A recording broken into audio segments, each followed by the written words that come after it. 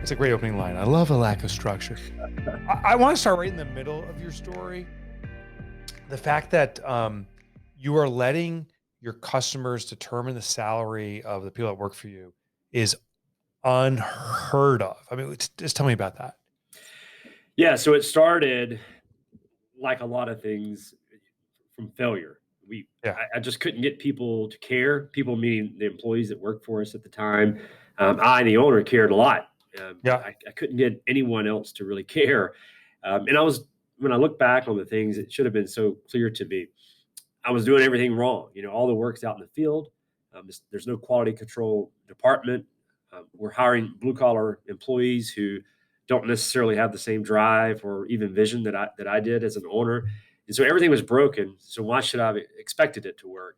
Yeah. It took a lot of self discovery. It took a lot of reading. Honestly, one of my favorite books is Purple Cow by Seth Godin. Yeah. And that helped spawn a lot of ideas. But one day, I asked myself, why don't people care like me? And the answer was pretty clear, because they don't own the thing. And so I said, why don't I simulate ownership? And that's sort of how it all started. I gotcha. So was Two Maids and a Mop at that point, was it a franchise or was it still run under corporate? We were very young at that time. We had one location. And so it was Okay. just, yeah, I was still in the weeds of everything. Yeah. Oh, that's amazing. So right from the beginning, Ron, you decided on this new compensation strategy? Well, not literally from the beginning, but during the first 12 months of operations. Yeah. Okay. So tell me how that was received by your employees. So this completely out of nowhere, I showed up. We have this thing we call a morning meeting. We still have them today. And I had a morning meeting and I told them everything. I said, I've read this book about, purple cows and all these problems, all these failures, the big vision where we're going. And as a result, today's the first day of the rest of everyone's lives here. They were like, yeah, let's do this. Let's change our lives together. And I said, I'm now going to allow customers to determine your paycheck. They didn't necessarily get the same rah-rah reaction. Yeah. But yeah, that was a tough morning. I actually lost a few people. There were enough people that stuck around that we could build from. The culture started to change very slowly but surely. People's paychecks actually increased because we got busier, and so volume produced a larger share of the revenue, and then two, people really understood that if they wanted to make more money, then just make the customer happy. Forget making Ron happy, make the customer happy. I love it. And did the people that left, they should have left anyway, right? If they weren't motivated by that. Yeah. I mean, it feels like 200 years ago. But yeah, it was really intriguing to see what the initial reactions were. There were some people who were like, let's give this guy a shot. He's a little crazy, but let's give it a shot. And others said, this guy's crazy. That's why I'm not giving him a shot, But yeah. Enough people believed to stick around. I always kind of point back to those days, like almost like building an army. And I was the general, had a lot of wild, crazy ideas, but I needed an army to really push forward. I needed a bunch of soldiers. And so there were a few people, believe it or not, there was one person in that room that was almost 18. Well, it was almost 18 years ago. There's one person in that room that's still with us today. She still works at Two Maids, travels the country, helps franchise owners everywhere. Wow. Yeah. Oh, that's amazing. So let's jump back to day one. What motivated you to start Two Maids and a Mop? Well, so that's a fun story. I'd never cleaned a house before. Okay. Still haven't. I know you know Fred DeLuca, or you met with him, but before he passed, obviously. But yeah, I remember he said he never made a sandwich before until he opened his first location. That's right. Sounds like the same circumstance. Yeah. So I was working inside a laboratory. I had this nerdy background, and I thought I was going to be like a career nerd, and that was life until one day. I'm hearing my supervisors, which I also thought were career nerds, talk about Wall Street and finance and all these big things. And I'm like, I want to do that too. And so I, for some reason, just totally went nerd out on everything entrepreneurship, because it all seemed a lot more exciting than testing lab specimens. And so I made a switch internally that at some point I was going to start a business. Didn't know it was going to be a cleaning business. Certainly didn't know it was going to be a residential cleaning business like it is today, but I knew it was going to be a business. And so it took me a while to raise the capital to get there. There's a whole story there if you want to hear that down the road. But to raise the capital, I needed time. And during that time, I matured as a person, as a leader, and kind of self-discovered where I wanted to find myself. And there's three kind of pivotal things that happened during that time where I was raising capital, meaning saving money. It's a fancy way to say I saved money. Right. It is. Yeah. One, I actually stole this from the lab itself. So I didn't go to business school. So all these terms that I was learning from all these books I was reading were all foreign subjects to me. And so I was totally open-minded to anything. A professor hadn't pushed me in a different, a direction or whatever.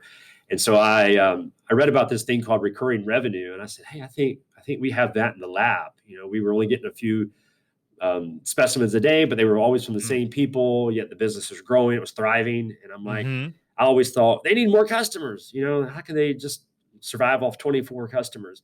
Right. It turns out they had 24 customers. Those same 24 people were spending hundreds of thousands of dollars with this particular laboratory. So it was like the perfect business model. Yeah. And so that was number one, this sort of phase one, at least, was to know that I wanted to be in business that had a recurring revenue inside of it. Two, inside the lab as well, I learned this, that it's really important to be different, to be very unique.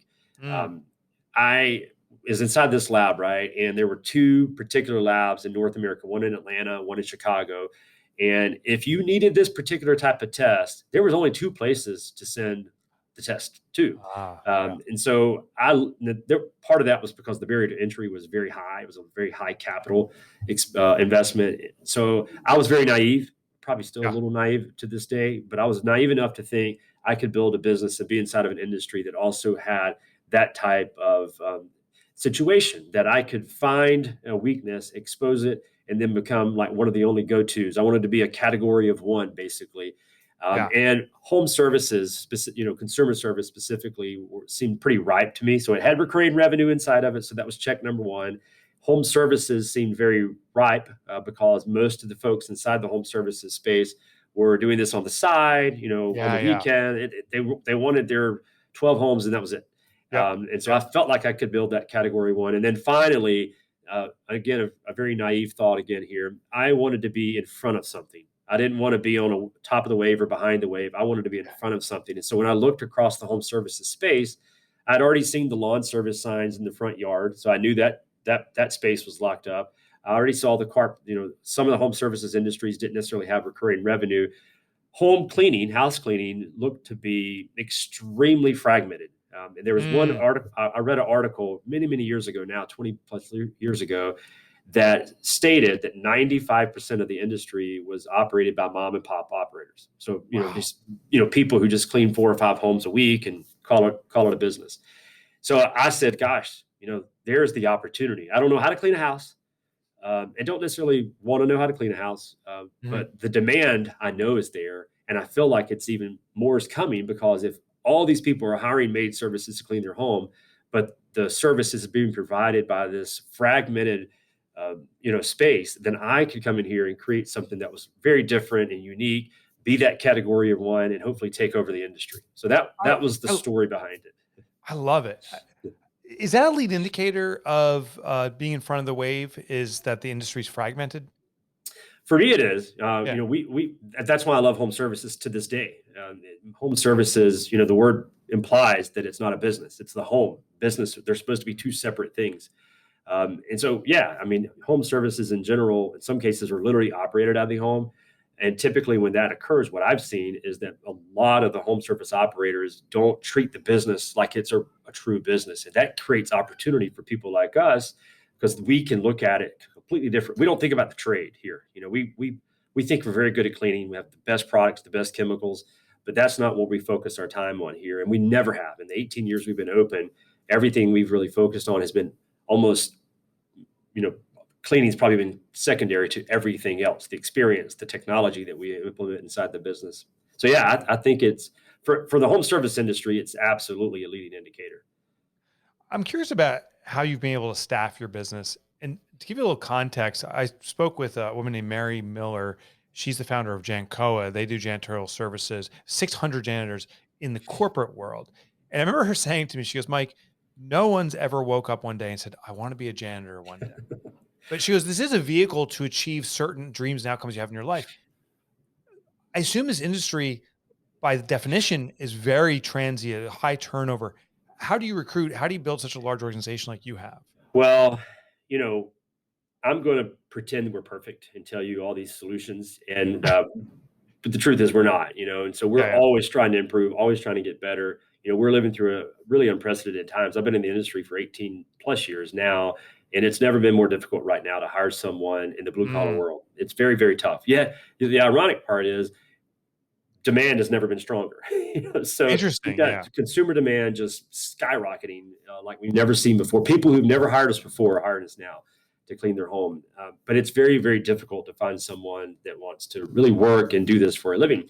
And so you mentioned Mary Miller. I actually, had the pleasure of reading the Dream Manager book a few years ago. Fell in That's love right. with it. Yeah, Yeah, she's featured. Yeah. yeah, and said I could do it too. Like I'm Yeah. again naive. I read a book and go Right. I It's can, easy. and so I read the book and I'm like, gosh, that's what we're going to do. At the time, we had about 1,000 people working across the network. And I said, in our world, we're franchising. So it's several, in our case, 87 franchises operated by, small business owners in whatever market they're in. And so it's not as simple as me standing on a podium and saying, let's go. Yeah. I got to get 87 people to believe in it. And then we go. And so I stood in front of a podium to our 87 franchisees. And I said, I've read this book. Usually when I say that in our world, people roll their eyes and they go, oh, gosh, Here what's he we got go. now? But everyone loved it. Everyone fell in love with it. Who doesn't? The Yeah. idea Yeah. of helping Yeah. someone chase their personal dreams, providing some type of spark to their life that they've never really experienced before. All that sounds great. The most evil person in the world wants to see a smile every now and then. So, we had a lot of buy-in. The problem has been really getting the work required to help someone chase the dream has been very difficult, because it's a real investment. It's not usually a monetary investment. It's certainly a time investment. Mhm. And so in our case, again, we need 87 different people doing that. And we haven't succeeded yet. However, we have had a few champions that have done it. We've done a lot of things internally to help people chase their dreams. We actually helped someone leave our company. The franchisee called me and go, "Hey, I got good news and bad news. I helped someone chase their dream." I said, "What was the dream, by the way?" They said they wanted to be a manager. They wanted to lead people, and Mhm. they didn't really have the opportunity at Two Maids and a Mop in that particular market. And so we looked across, the landscape there locally. I reached into my Rolodex and I found someone that was searching for someone with this particular background, Mm. and I got her a job. And so this person has a job, but unfortunately, it's not with me. And Yeah. so, Yeah. Yeah. Yeah. but Yeah. it's a great story, and that person also has brought other people to our company as well. So there's a lot of secondary returns we get from that. But to answer your question directly, I guess, I mean, Yeah. one, there's been a lot of technology improvements with us. In the old days, we pretty much like everyone else, you put an ad in the Sunday paper Right. and you hope for someone to call you. In our case, a lot of people called us and we interviewed them and hired them. It was that simple. Yeah. And it was not real hard, honestly, to hire. It's harder to hire now. Mhm. So what we've done now, since we're competing with so many other opportunities, we have an internal software solution that, number one, sort of scripts the hiring process. Not only scripts Okay. the hiring process, but actually numerically grades every single job applicant, because they're going to go through different Mm. phases. There's going to be some surveys they take. There's going to be some phone interviews they go through. Eventually, obviously, face to face or either a Zoom interview based on where we are with the pandemic. And then from that, we have a grading system. It's literally 0 to 100. And then that number tells us who we should hire. So we're not just hiring someone because it's, my nephew's sister. It's because she rated 98 and the other person was 94. So that's probably the biggest step that we've taken over the years. I love it. With that grading system, what's been the benefits? Well, I mean, the biggest is now, whether we're in Columbus, Ohio, or Atlanta, Georgia, we know exactly if we can pull it, if we can open that particular piece of technology that we own, we can go in and see if they're hiring the right people. Oh, No interesting. one's forcing anyone to hire the 98 over the 94. It's just, you would think that would happen. And so Right. Right. if we take a dive, when someone says, "Hey, gosh, you guys, help me, we're having some real issues here with turnover, morale's low, whatever," then we look at who they're hiring, and then if we see some all-star candidates that have been left behind, we ask questions. Well, what's the decision making here? Typically, they're emotional in some manner. Like Totally. she, Right. I liked him. yeah, pretty much. And so we said, well, how about we follow this system? Let's follow the system, give it a chance. And then if we give it a chance and we don't have success, then we can talk about why you're experiencing failure.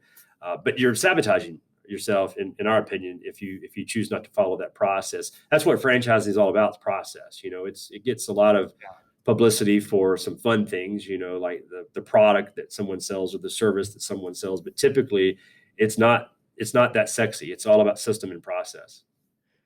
So let's talk about franchise, because I know when you started out, you had no vision, no plan of being a franchise, and then one day a switch flips. So tell me what happened. So again, huge reader. So I had a chance to read a book about the Kinko's story. Yeah. Paul, What was his name? Paul or Leaf. or I always mispronounce it, Orphalia. Orphalia, yeah. That's He my was South Georgia dyslexic accent. or something. Like, Yeah, absolutely. and he But writes a book. he believed that opening different stores and having a piece of equity in each one of those stores was the right recipe. And I'm very gullible, so I believed him. And I had already had a poor experience meeting with other franchisees in the cleaning world. In fact, so the original stores in Pensacola, Florida, we're actually based in Birmingham, Alabama now. And Pensacola, Florida, you may or may not know this, is on Interstate 10. And Interstate 10 connects Jacksonville, Florida to San Diego, California. So you can literally see the country if you hit I-10. So I wanted to meet other people that own cleaning business owners. So I hit I-10 and I headed west, and I assumed I was going to make it to San Diego. I made it to Houston before I said I'm turning around. But I stopped off in all these different communities, and this shows my age, but I would go to a hotel, go to the lobby, pull out a yellow page directory, and the guys that had the biggest ad, the largest paid ad, I would call and say, "Hey, I'm in town. Can I hang out with you?" They all said yes. Wow. Did they know that you were starting a competing business? Yeah. Well, I said, "Hey, I'm in Pensacola. I'm this little nobody, and so smart. You're in San Antonio. So can you help me out?" And so anyway, I hung out with a lot of these guys. Some of them were independents. They were all doing great. Back in those days, if you had a big ad, that meant you were doing really well. Yeah, and so they all were doing very well, usually multi-million-dollar stores. And we call them stores in this industry. But all the franchises that were doing well, ironically, literally hated their franchisor. And so I said, I don't want to be in a business where things are going well and there's success, but there's a combative relationship with the two business partners. And so I read Paul's book about Kinko's. I experience the negative sentiment I get with the franchisees in this industry, and I say, not for me. Franchising is terrible. Yeah. And then I happened to run into Paul, or almost said Paul Orphalia again, but I had a chance to meet. Fred DeLuca. And so Fred, as you said earlier, is the founder of Subway. And I don't know if I shared this story with you before, but how I met him. No, I don't remember. Tell me. So I'm in this hotel lobby in Vegas, and there's a seminar going on in the background, and I love conferences. The keynotes, don't get mad at me, but the keynotes sometimes, I want to go do something real. I want to get my hands dirty. And so I go out in the back. I'm going to check some email. This was back before you could pull up your phone. You had to open the desktop to read email. Yeah. And so I'm out in the back and I'm checking email, and I'm at a table, one of those big tables, and nobody's there. And I'm like, that's it. That's my table. And this guy sits across the table from me. And I'm like, man, come on. And he starts talking and chatting. He's like, what do you do? At the time we had 12 stores, and we were exploring the idea of franchising. But in fact, that was the conference, but I wasn't sold. And I had not made the decision at that time. But I was pretty proud of myself. We had 12 stores. We had been named the fastest growing cleaning company in America by Inc. magazine at the time. And I thought things were on top of the world, And so I start bragging. And, I'm from South Georgia. And so South Georgia guys always want to return the favor. Got to be gentlemen. So I almost begrudgingly said, so what do you do? She goes, I started Subway, and have 42,000 locations. Yeah. Okay. I pushed the desktop down. And I said, let's talk, and he became a mentor to me. We Wow. talked a lot by phone over the course of the next year. It was about a year later where he actually passed, about a year and a half later. But during that time when he was healthy, we talked a lot about franchising, and he taught me that a franchisor and a franchisee can not only be successful together financially, but also as a partner as well. And so Mm. he taught me what a good, solid franchisor could be. And at that point, not only was he a great franchisor, he was the largest franchisor in the world. So I said, I got to believe. And that's what I did. I just believed that we could build a different type of franchise system. Again, where it's not just about the money making, but it's also about the personal relationship. It can be strong as well. And we went all in, and we ditched all the corporate stores, converted those into franchises, and still have two corporate locations, one in Birmingham here locally, and then one in Austin, Texas. And then everything else is a franchise now. And that's been really, of all the things I've done in life, the pay for performance plan we talked about earlier is really good. I mean, there's been so many really fun things that's happened over my life, but franchising was the best decision I've ever made. I'm so Wow. mad at myself for not doing it earlier.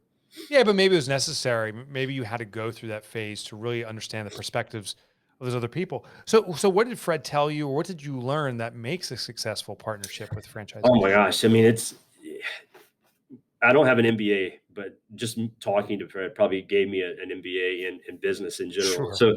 So the main thing he taught me was that over time, I can still remember. I tell this to our franchisees all the time, and they like, yeah, whatever. We've heard this 400 times. So the job that he felt he had, and when you think about Fred DeLuca and Subway, you think they got everything right. Like there's nothing wrong with that business. Right. It seems that way. It's just it's an American dream come true. When he would talk to me, he would talk about all the failures he's made in life. It was so crazy because I'm like, what? You got everything right.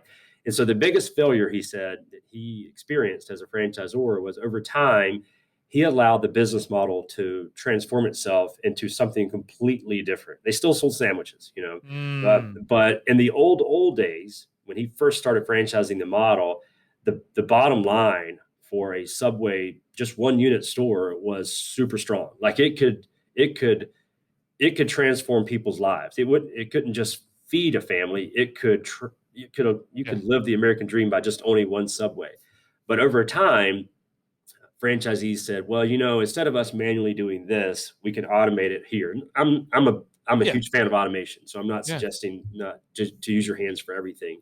But life got easier and easier and easier and easier for his franchisees. The problem is the bottom line got smaller and smaller and smaller. Interesting. Yeah, and so it got to a point where a Subway franchisee didn't have to do anything. They didn't have to show up. They didn't have to monitor anything. They could open up a screen and they could see all the KPIs for the day.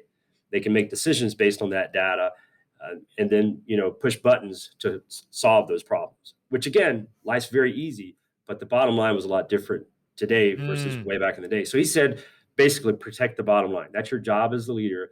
Yeah. Obviously, you want to make your franchisee's life easier, but don't make it too easy because you don't want someone 20 years from now saying, why are my margins 5% instead of 25% like they were 20 years ago? Yeah. It sounds like it was just it was getting chipped away over time.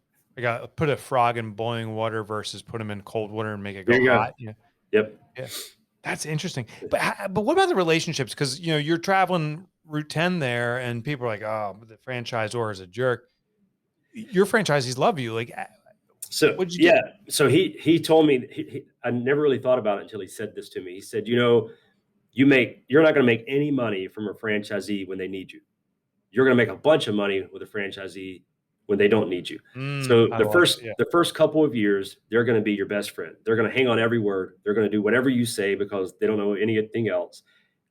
Unfortunately, their revenue is going to be much smaller because they're a startup, they're a brand new Yeah. business, and you're going to lose money on that relationship. Once they become a very successful franchise and things are growing really well, they're going to pay you that royalty check, and they're going to go, "Why am I paying these guys?" They're going to forget all the crazy stuff during those first Totally. 2 years. So the first 2 years you got, first 2 years you're all good. Everything's going to be great. So what you have to do is to make sure that there's still value after the second year, that they don't look Mm. at the royalty check as an expense. They still look at it as an investment. So his solution, and the solution that we've chosen to explore as well, is to engage with your franchisees. There's a certain point where training kind of stops. You don't Right. when you've owned a store or a business for 7, 8 years. There's always room for improvement, but you don't need another talk about customer service. You don't need another way to clean the bottom, the sink. You got all those things down. And so what we choose to do is continually look for things to add on to the business. In our world right now, it's, you talked about it, dream management. We're looking at ways to improve the employee experience, and we're taking that lead. We take the lead. We're the first soldiers into the battle. We get all the wounds that come from that. We make all sorts of mistakes. Sometimes those aren't mistakes. At your Birmingham location. Birmingham and Austin. And so you test everything on yourself. I got it. We test everything and anything. Sometimes they're so wacky that people roll their eyes and go, "Are you nuts?" Right. But we really try a lot of different things. And when they work, then we push it out and then we support that. And so we're always looking for ways to reinvent ourselves, which actually, believe it or not, is not what most franchisors want to do. Change and franchising are two total opposite words. Franchising and static are supposed to be the two things that go together. I get it. As a franchisee, I want to buy the system, right? And just run an automatic. So we tell everybody up front, expect change. That's the only reason we're here. The only reason we ever have the opportunity to scale the business model is because we experimented during those early days. So why don't we stop testing? And so we challenge our franchisees with new things all the time. Right now, for instance, we're going through, I talked about the employee experience model, but we're also going through a new way to engage with the customers. And so we are doing all sorts of really fun things, but right now they're very manual. We're connecting. For instance, I'll give you a great practical example. So we have a system that we're trying to build ourselves. We have a great software engineering department here, and a lead comes into our website. That lead, let's say, is a professor at a local college. Maybe this is a real example. There was a dean at a local college in Columbus, Ohio. You may have heard of it, called Ohio State. And and so well played. She has actually a couple degrees from this school based on her social media platform. She's a huge fan of the athletics team there, the football team. And we've seen some photos inside her home that prove that she's not just a fan, but she's a huge fan of this particular school. And so when a lead comes in and we don't get an immediate conversion, then we have a piece of software that kind of scrubs all the social media platforms and gives us a story. It tells us things that we should maybe think about. Interesting. And then we use that to connect. I'll give you the greatest story ever, by the way.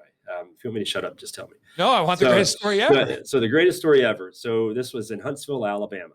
It's about 2 hours north of Birmingham. And we had a customer who had visited early in the morning and I guess, got a quote, said, "No, not ready to pay for it. You can book directly on our site or you can call us, whatever, And so we didn't get an immediate conversion. All the information spilled back to the franchisee there. And apparently this particular customer or potential customer owned a Volkswagen, what do you call it when you soup up a car? Like when you get it back to its original shape. What am I missing here? Restoration. When you restoration, when you restore it. And so not only was it a VW restoration company, it was like the preeminent VW restoration company in America. So if you're in Milwaukee and you got a VW that's been sitting out in the back, and you send it to Huntsville, and these guys are like they've been on reality TV before. They're so good at it. Well, our franchisee in Huntsville loves VWs. That's all she and her husband will drive, and that's funny. Loves the old stuff, from the bugs and everything back in the day. And she knows all the words. Like I don't know the nomenclature of what all. Farfignugan. That's all. There you go. Yeah, so you know it too. And so she calls and says, "Hey, I love VWs too. I know that I'd love to clean your house, but I don't have to do that. Can I just come see the showroom? Can I just walk around and see everything that you guys are doing?" She's like, "Come on." So she walks to the showroom and she's personally satisfied. Like, this is fun. Like I want to see all this stuff. And towards the end of it was a little 20-minute walkthrough. She says, "Hey, I didn't have a chance this morning, but why don't we go ahead and get this thing done?" And so she signs up for weekly service. She pays us a couple $100 a week. And, it's just one customer in Alabama, but it's just a prime example of how engaging with someone is way better than selling someone.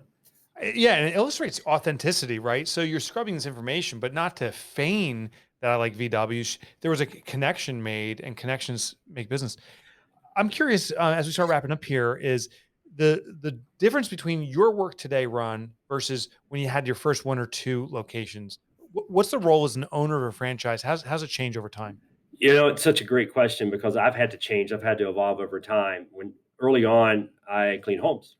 Later on, I hired everyone. I would drive to the store to purchase all the supplies. I was Mr. Everything back in those Yeah. days. And, I was a big time hustle mentality, whatever it took, 7 Right. days a week. That's all I could think was two maids and a mop.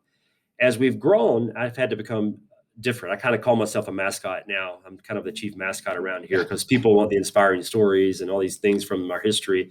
But I've also had to make much different decisions. And I know I can't, even though I get pretty far into the weeds. I mean, I just told you 2 stories about potential customers in completely different markets. At the same time, I've also had to respond to the decision making in a different. I've never lived this world before, so every day is almost a new challenge for me because I was corporate America employee who hated it, who wanted to start a business because I hated corporate America. And here I am creating that same thing I hated, so Right. it's a struggle that I have to work with every day because I don't want to build the corporate America that I was accustomed to. And so that's things I think about every day here is what can I do to make sure that someone who works for me doesn't have this moment when they walk into the office and go, this is it. The experience here has been so bad. I'm going to start a business or I'm going to leave for another company or just quit.